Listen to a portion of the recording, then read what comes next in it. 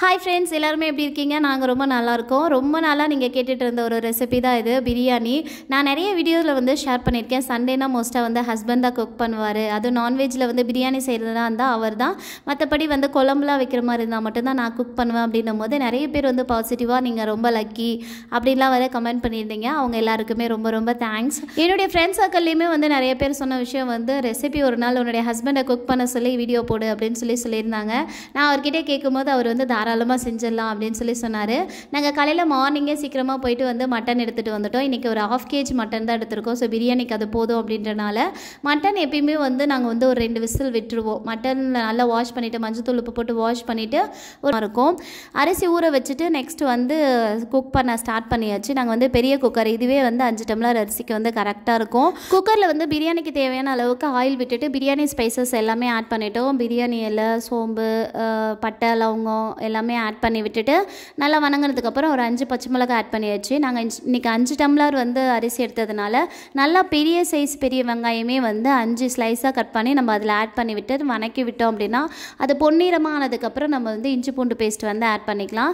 1 kg rice வந்து நாங்கள் இன்றைக்கி எடுத்திருக்கோம் அப்படின்னா வந்து 150 to 200 கிராம்ஸ் வந்து நாங்கள் வந்து இஞ்சி பூண்டு பேஸ்ட் ஆட் பண்ணிப்போம். ஸோ நல்லா வணங்கினதுக்கப்புறம் இஞ்சி பூண்டு பேஸ்ட்டு போட்டு நல்லா வணக்கி விட்டுட்டு அது நல்லா வந்து எண்ணெய் பிரிஞ்சு வர ஸ்டேஜில் வந்து நம்ம வந்து தக்காளி ஆட் பண்ணிடலாம். தக்காளி எல்லாமே வந்து நல்லா வணங்கணும்.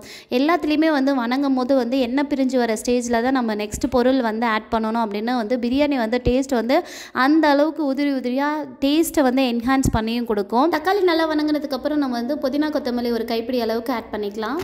நெக்ஸ்ட்டு பிரியாணிக்கு தேவையான இன்க்ரீடியன்ஸ் எல்லாமே நம்ம ஆட் பண்ணிடலாம். கொஞ்சமாக மஞ்சத்தூள், உப்பு வந்து நாங்கள் 8 ஸ்பூன் ஆட் பண்ணியிருக்கோம். நாங்கள் வந்து ஒரு மெஷர்மெண்ட் ஒரு ஸ்பூன் வச்சுருக்கோம், அந்த ஸ்பூனில் ஆட் பண்ணியிருக்கோம். நீங்கள் டேஸ்ட் பார்த்துட்டு எந்த அளவுக்கு அப்படின்றத உப்பு ஆட் பண்ணிக்கோங்க.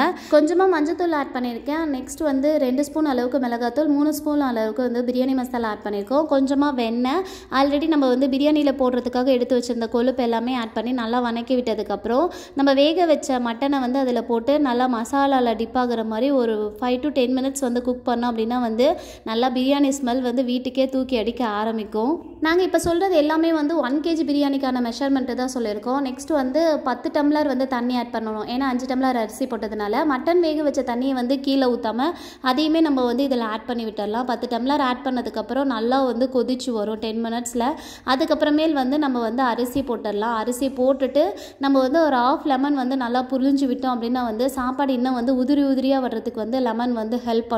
அரிசி போட்டு விட்டுட்டு அப்படியே மூடி விடாமல் கரண்டியை போட்டு நல்லா ஒரு 2 கிண்டிட்டு அதுக்கப்புறமேல் வந்து விசில் போட்டு மூடி வச்சிங்க அப்படின்னா 2 விசில் வந்ததுக்கப்புறம் நம்ம விசில் தூக்கி விடக்கூடாது. விசில் தானாக அடங்கினதுக்கப்புறம் நம்ம வந்து குக்கரை ஓப்பன் பண்ணி பார்த்தோம்னா நல்லா உதிரியான பிரியாணி வந்து ரெடி ஆகிடும்.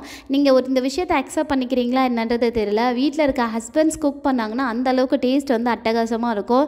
நம்மலாம் வந்து ரெகுலராக குக் பண்ணுறவங்க தான். அவங்க என்னைக்காவது ஒரு நாள் கிச்சனுக்குள்ளே போயிட்டு வந்து சூப்பராக செஞ்சுட்டு வரும்போது வந்து அந்த டேஸ்ட்டே தனியாக தான் இருக்கும். எங்கேருந்து தான் கற்றுக்குறாங்கன்றதும் எனக்கு தெரியல. உங்களுக்கு தெரிஞ்சிச்சுன்னா மறக்காமல் கமெண்ட் செக்ஷனில் கமெண்ட் பண்ணுங்கள். இந்த மாதிரி சுட சுட பிரியாணியை வந்து ஒரு இலையில போட்டு முட்டை ரைத்தா வச்சு எல்லாம் சாப்பிட்டோம் அப்படின்னா நிம்மதியான தூக்கமும் வரும். இந்த மாதிரி ஒரு டைம் ட்ரை பண்ணி பார்த்து எப்படி இருக்குன்றதை மறக்காமல் கமெண்ட் செக்ஷனில் கமெண்ட் பண்ணுங்கள். ஏதாவது குறை இருந்தாலும் கண்டிப்பாக சொல்லுங்கள். இன்னொரு வீடியோவில் பார்க்கலாம்.